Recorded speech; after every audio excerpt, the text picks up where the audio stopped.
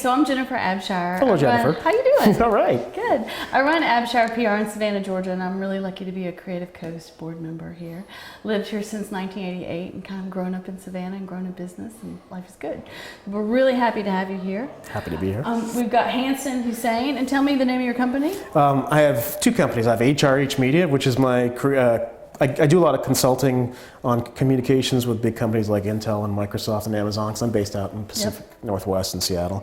And I run the graduate program in digital media and communications at the University of Washington in Seattle. Okay, so do you think you're going to win the farthest travel for our I can't imagine. It took me all day to get here. You might win farthest travel. Yeah, Seattle to Atlanta, 4-hour layover. Yeah. That's okay. All right, first time in Savannah? Yeah, not my first time in Georgia, but first time in Savannah. I love it so far. You're going to love it. Yeah, and you know what it feels like to me? Because I presented at South by Southwest. I've gone to conferences around the world. This feels like a bit like Austin before it got big. Before Austin was Austin. And it's got such a wonderful sense of place to it. And this is what I like about South by Southwest. I mean, it's gotten too big, but it's still about Austin, right? Mm-hmm. Even though you bring all these big companies in, this is always going to be about Savannah, its history of Georgia, and I think that's really nice.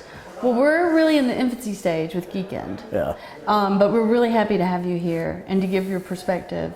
Tell us a little bit what you're going to be talking about. I already talked. I hosted a conversation at lunch today. And it was fabulous. I basically spoke about, I call this the communications age, which is what you're in as well, right? Yeah. It's like, essentially, because of our 24/7 connection to the world, anybody who's any kind of leadership position has to have communications as a fundamental competence today.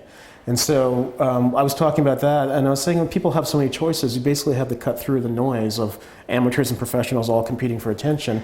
And the heart of my program and my company is focused on storytelling. Exactly. And so you look at the emotional heart of the content you're trying to connect people with. So it's storytelling tied to, okay, these people I'm trying to reach, what do they need? Mm-hmm. It's not about target market and messaging anymore. They have choices. Mm-hmm. So what can I do to serve them and make them want to be in a relationship with me? Right. And that's the equation that we do. So are you not only telling the story, but you're also measuring engagement? Yeah, I mean, it's a 3-step process. It's the content, it's the distribution to the community, and then it's the analysis of it's the measurement that goes into it. And that's changing in real time. We just started an online program in content strategy and storytelling. It's sold out. It's online, so everybody's taking it around the world. And we had to add a second section. This is like the growth area.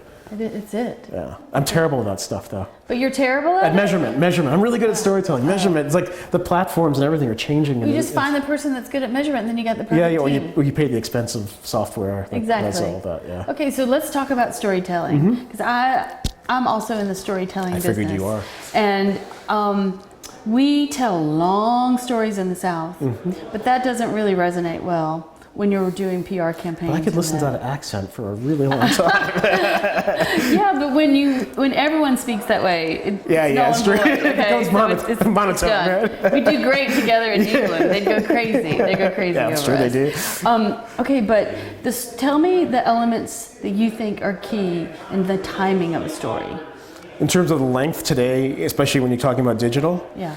See, it's a tough one, because I've been hearing now that people spend 6 seconds on average on a website before they move on.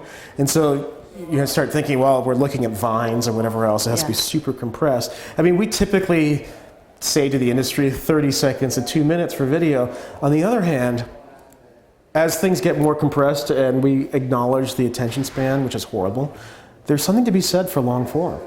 People have an appetite for long form if it's really good or really compelling, and I think people will buy into it. So there's websites like Medium, for example, that's long form writing. A few years ago, there was this campaign called Coney 2012, which was this 30-minute advertisement for going after this warlord in Uganda. It was put together by this organization, and it got like 80 million views, 30 minutes long. But it was so compelling and so well done. I mean, the organization was a little messed up in the end, but there is an appetite. It kept your attention. So, television today, we have more content than ever before on TV. They call it peak TV, right? We got The Walking Dead, which is shot close to here and everything else. People have an appetite if you give them the right stuff, and it depends on the platform as well. Because you are also teaching and you have a company, you're actually in a great place to see trends, and I assume that your students are also teaching you.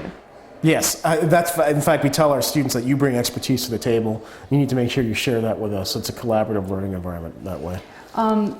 I run a really small firm, but what I tell a lot of our interns and folks is that you actually have the power of tomorrow by telling bosses, your future boss, of how you're going to be able to help them tomorrow. And if you do that, you become more powerful. Do you see that?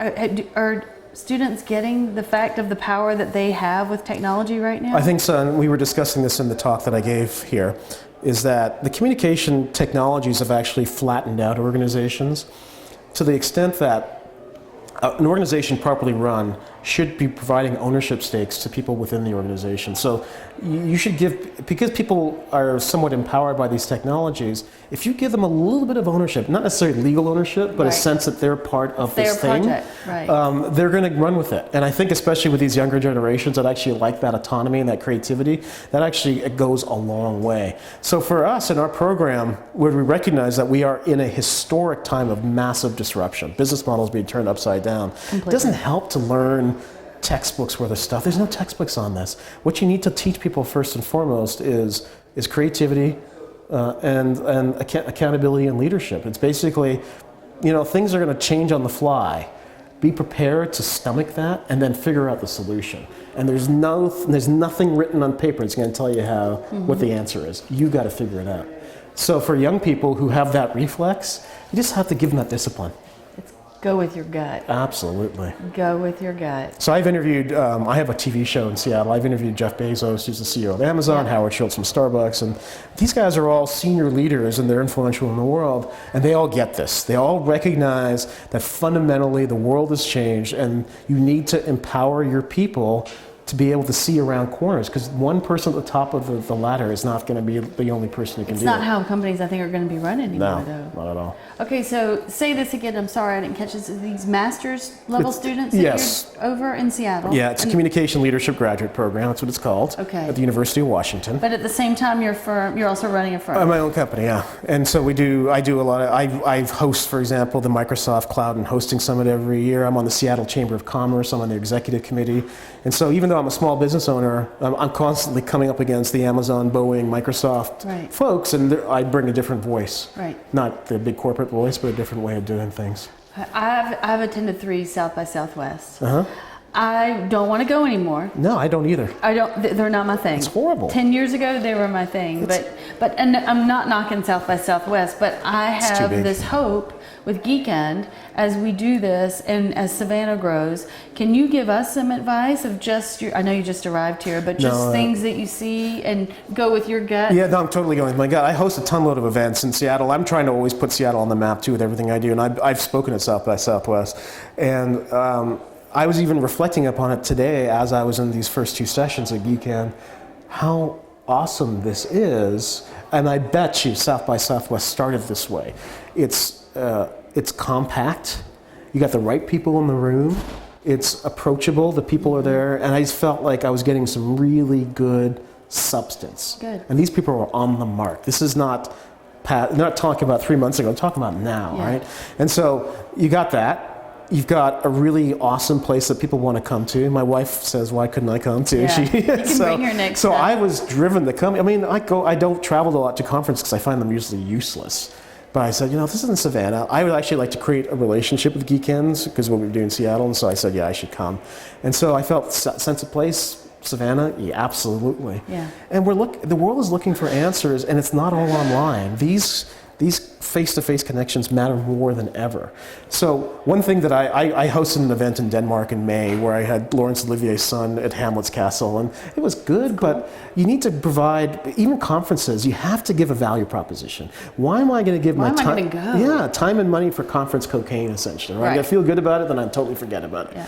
And so I think the things that we basically advise people on is educate us, maybe incubate businesses along the way, and give me a really purposeful, driven community and network that I can belong to after it's over. Okay, well, I have a question about that, because when we're at Savannah's at the level right now that we have all of those things. As we're building the community, we have not built the community to the level yet that I would say in Austin or others, what would you recommend, while I have you sitting here, to that when you're building that community, what types of people need to be in that tool belt? It's, you got to give people a reason to want to be in the community in the first place. And usually the best thing to do is to have a common project or something you're totally all signed up to do. Focused on. Yeah. And once you've got that project identified, then you can figure out who those people should be.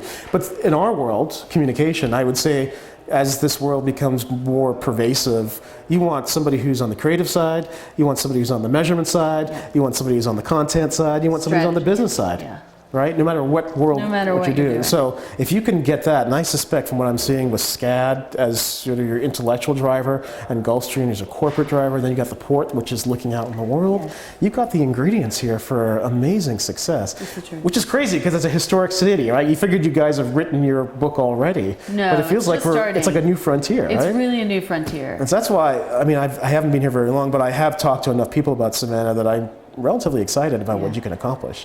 Well, we're really glad that you're here. A couple more questions, sure. if you don't mind. No. Okay, so who's your favorite geek?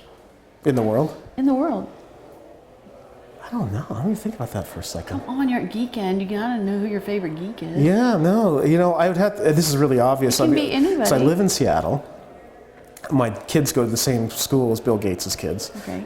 I'd have to say Bill Gates, and not because of what he accomplished necessarily with Microsoft, but the pivot that he made to actually do good in the world through the Gates Foundation. And basically saying, it's not enough just to accumulate this money. I need to sort of figure out how to do something amazing. So I admire that, and I really like where Microsoft's going. Microsoft is a company reborn these last few years, so I kind of dig that. That's cool. Yeah. All right, so when you're in Savannah, do you have any plans to see Savannah at all? Well, I did a little walking tour. I didn't take a formal tour. My former student who lives here gave me a fabulous tour, and I had amazing dinner last night at the Gray. And I actually put that on Instagram because I saw this incredible painting. Pretty amazing. It was one of the best meals I've had, and it's just, to me, that's part of the South's remarkable history. A former Greyhound station, segregated, that shut down in '64, and now you got this African American chef, and it's on Martin Luther King Drive, and you got a diverse population, sophisticated, living and eating here, right? This is not a tourism restaurant. It's a local restaurant. It's local. And to me, that just sort of points to the hope of this region. It's like, forget about the stereotypes that the rest of the world might have about the South. There's a lot of cool stuff happening here. It's a very entrepreneurial, creative mindset. Yeah. So I'm in. I dig it. I'm glad you're drinking the Kool-Aid. I totally have. I'm glad. Well, again, I'm Jennifer Abshire. I'm here with Hanson Hosein, and thank you so much for your time. Oh, my pleasure, Jennifer. Thanks for having me. Yeah, thank you. That was good. Thank you.